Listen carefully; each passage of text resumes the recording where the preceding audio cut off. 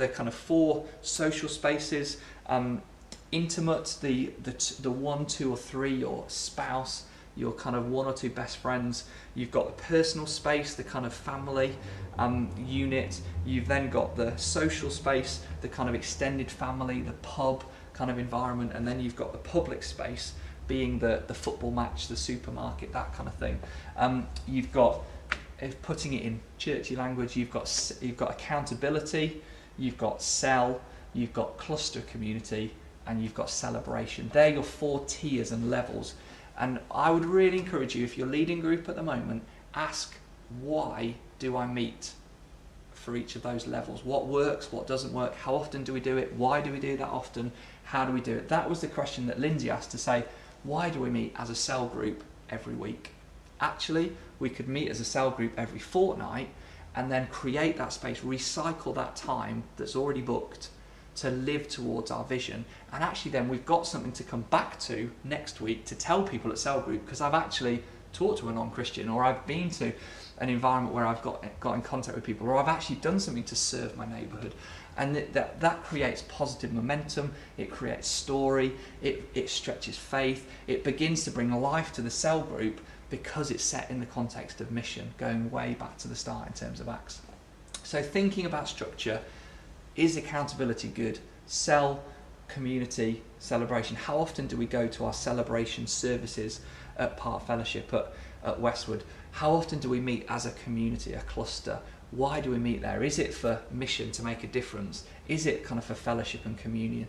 When do we meet as a cell group? How often? Why do we meet? Where do we meet? All of that stuff. So there's a freedom, but in that there's an accountability. And one thing that we talk about is low control, high accountability. So you can create an environment of freedom and mission and adventure if you've got good accountability and support. So each one of our community leaders is accountable to a member of the team. It's not me.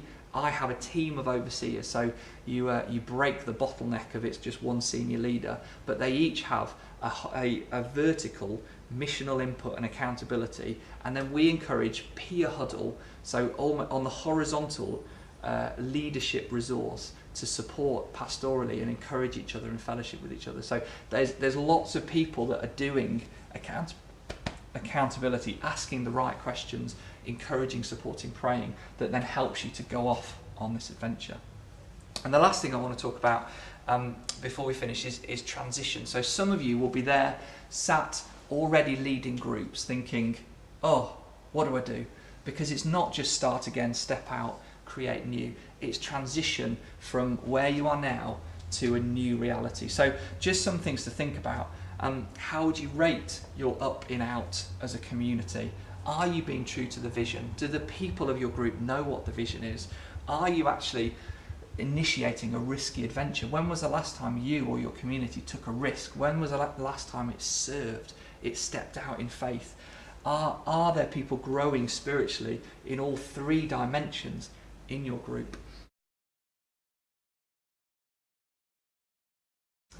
So we're just going to hear again from Lynn's, just one of the stories of transition that we've seen of existing groups really being transformed by discovering their heart's desire and passion, and then stepping out in faith. Yeah, I mean, I've been really encouraged by Nikki and Jeremy Williams in particular, who are leading a community called Free to Be. And over the last 18 months, it's just been really exciting to see how they've transitioned that community, which has evidenced itself in things like changing the name and that sort of thing to encompass Nikki and Jeremy's heart and vision. But they've really moved that group on from one which wasn't their strength was not in their out, was not in their missional aspect of who they are. And Nikki and Jeremy had a real passion to live mission as a lifestyle, and for it not to be something that you do, not to be an event thing that you do at a certain time. And they also have a passion for their neighbourhood. And it's just been so encouraging to see their journey as they have resold the vision to the people in that group and taken the majority of them with them. There were a couple who left because they didn't fit the new vision, and that's fine. But they're really doing well now. And I just spoke to Nikki last week on the phone, and she said that they'd taken a meal round to a single person just down the road, and this person just burst into tears on the doorstep because her family's far away, she's quite isolated in this suburb, which they're working in a suburban part of Sheffield. She just burst into tears because she was so touched that they had taken her a meal and that they were responding as family to her, and it's those sorts of stories that are really exciting, but just very encouraging for people who have existing groups that may not be as missional as they'd like them to be, that you can actually transition those groups and take the majority of people with you. It just takes a little bit of time and perseverance and imparting your passion.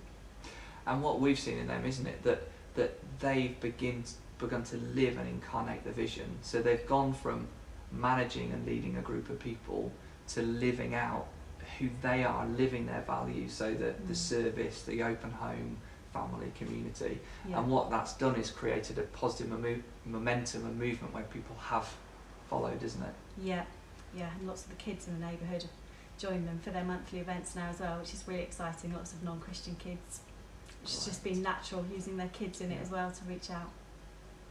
That's great. Thanks, Linz. So as we finish, just a few things, just again, things that we've learnt more by mistakes than by revelation, but I would really encourage you, don't try and recreate Sunday church. As you gather as communities, as you start new communities, as you transition, it's not trying to produce the celebration experience in the community size.